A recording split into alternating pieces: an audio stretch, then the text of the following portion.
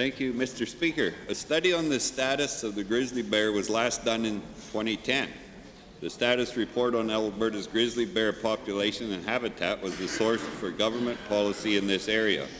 A grizzly bear recovery plan was designed for 2008 to 2013 implementation. Since the report 7 years ago, much has changed about the grizzly situation in Alberta. To the Minister of Environment, what is the status of the grizzly in Alberta? The Honourable Minister of Parks and Environment.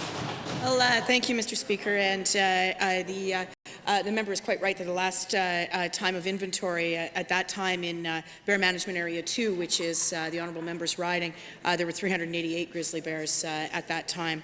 What we have found is that human-caused grizzly bear mortality rates in Alberta are low and within the ranges to allow for population growth, and I can elaborate a little bit more in the supplementals. Thank you, Mr. Speaker. For a supplemental.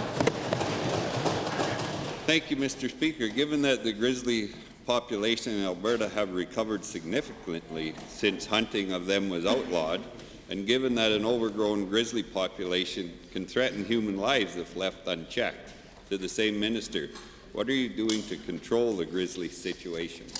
Well, Minister. Well, thank you, Mr. Speaker. And there is a full inventory of the Bear Management Area number 2 scheduled for the coming months, Mr. Speaker. And most livestock-related issues happen in the white zone, but according to the figures, there have been no increases over time in the 2009 to 13 analysis period, Mr. Speaker. It is true that the province has invested in Bear Smart programs, which are all of the information for which is available on the Environment and Parks website. There are a number of different programs in terms of grain bins and other investments that landowners can make, and a number of other pieces of information there for landowners. Thank you. Minister, second supplemental.